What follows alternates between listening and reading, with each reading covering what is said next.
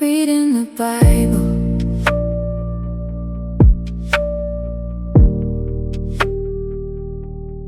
Reading the Bible. Hello, and welcome to another episode of Sewing and Scripture. We will be getting into our video in just a moment. However, I do ask that if you are enjoying these videos, please hit that like button. Make sure you're subscribed and ring that notification bell. Remember, you're not going to be notified when these videos are released unless you ring that bell. In addition, if you are enjoying these videos and would like to support the channel further, we do have our Etsy store. I'll place that link here on the screen and in the description down below. If you are looking for other ways to support the channel, but aren't interested in purchasing something from the Etsy store, you can go ahead and buy me a cup of coffee. I'll go ahead and place that link here on the screen as well, and again in the description down below. Now let's begin Ezra, chapter 2. This section is divided into 8 groups. Zerubbabel and his companions, verses 1 and 2. Jewish families, verses 3 through 19. Palestinian towns, verses 20 through 35. Priests, verses 36 through 39. Levites, verses 40 through 42. Nethinim, verses 43 through 54. Solomon's servants, verses 55 through 58. And those with uncertain genealogies, verses 59 through 63. The section ends with a list of totals, verses 64 through 67, and a short statement relating to their arrival and the gifts they gave to the temple, verses 68 through 70. Now these are the people of the province who came up from the captivity of the exiles, from Nebuchadnezzar, king of Babylon, and taken captive to Babylon. They returned to Jerusalem and Judah, each to their own town, in company with Zerubbabel, Joshua, Nehemiah, Sariah, Reelaiah, Mordecai, Bilshan, Mispar, Bigwai, Rehum, and Baanah, the list of the men of the people of Israel. Zerubbabel was a grandson of King Jehoiakim, and either the son of Shealtiel or of Pelaiah, brother of Shealtiel. Possibly it was a case of Levirate marriage. Jeshua was the high priest, whose name is spelled Joshua in Haggai and Zechariah, and was Zerubbabel's fellow leader. The close relationship between the two men and their offices was pictured by Zechariah as uniting in one man, the man whose name is in the branch as a messianic title. There Nehemiah was not the famous wall builder who was to come on the scene some 80 years later. The number of the men of the people of Israel were listed either by the names of their ancestors or by the names of their towns. Some returned with Zerubbabel in 536 BC, and others returned later with Ezra.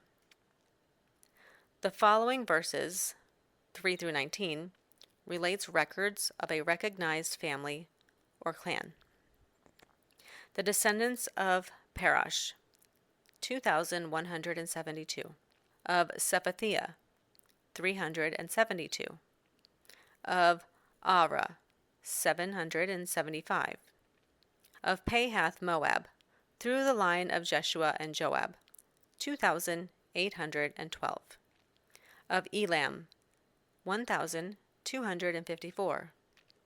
Of Zattu, 945. Of Zakkai, 760. Of Bani, 642. Of Bebai, 623. Of Asgad, 1,222. Of Adonikam, 666. Of Bigwai, 2,056. Of Aden, 454. Of Ater through Hezekiah, 98. Of Bezai, 323. Of Jorah, 112. Of Hashem, 223. Of Jibrar, 95. In the following verses, 21 through 35, the laity are identified by place names or towns. There is a geographical order to this list. It begins in the south with Bethlehem and Netophah, and moves north to Anatoth and Asmavet. Then to the northwest, and the old Gibeonite confederacy with Kirjat Arim, and then to the far north of Judah with Michmas, Bethel, and Ai. Then to the southwest with Nebo, Magbish, Elam, and Harim, and then to the vicinity of Joppa with Lod, Hadid, and Ono, and finally to the northwest with Jericho and Sina. The men of Bethlehem, 123. Of Netophah, 56. Of Anatoth, 128. Asmavet, 42. Of Kiriat Jeharim, Kephirah, and Beroth, 743. Of Ramah and Geba, 621. Of Michmash, 122. Of Bethel and Ai, 223. Of Nebo, 52. Of Magbish, 156. Of the other Elam, 1,254. Of Harim, 320. Of Lod, Hadid, and Ono, 725. Of Jericho, 345. Of Sina, 3,630. The following verses, 36 through 39, reference the priests. There were 4,289 priests who returned, about a tenth of the total returnees.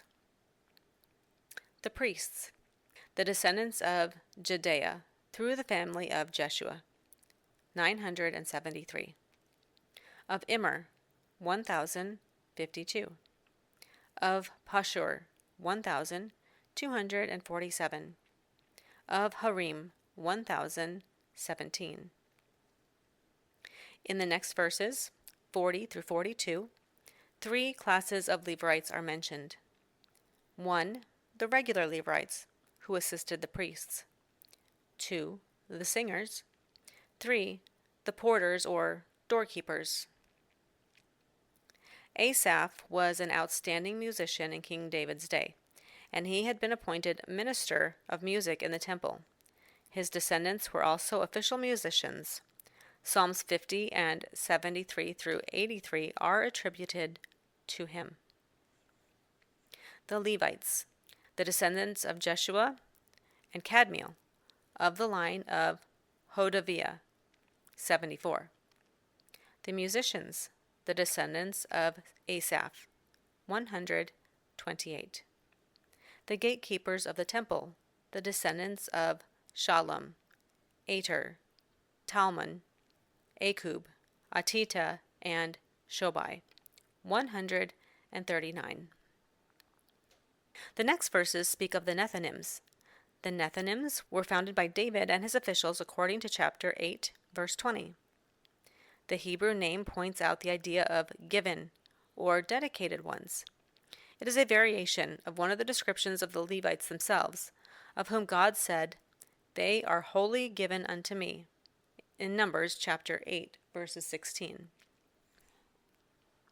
The temple servants, the descendants of Ziha, Hasupha, Tabbath, Kiros, Siaha, Paddan, Labana, Hagbah, Akub, Hagab, Shalmai, Hanan, Gidel, Gahar, Riah, Rezin, Nekoda, Gazam, Uzzah, Pasei, Besai, Asna, Meniam, Nephusium, Bakbuk, Hakupha, Harur, Bazluth, Mahida, Hersha, Barkos, Sisera, Tema, Neziah, and Hadapah.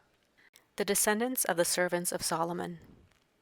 The descendants of Sotai, Hassaphereth, Peruda, Jalah, Darkon, Gedel, Shephatiah, Hatil, Pokereth Hezebiam, and Ami. The temple servants and the descendants of the servants of Solomon, 392. Those mentioned in this next section, verses 59 through 63, could not prove their ancestry. There are two separate classes: 1. Laymen, and 2. Priests. Genealogies were of great importance in ancient Israel. A man who had no knowledge of his tribe or clan was under serious disability and was excluded from the priesthood. The following came up from the towns of Tel Melah, Tel Hersha, Kerub, Adin, and Immer, but they could not show that their families were descended from Israel. The descendants of Delaiah, Tobiah, and Nekoda, 652.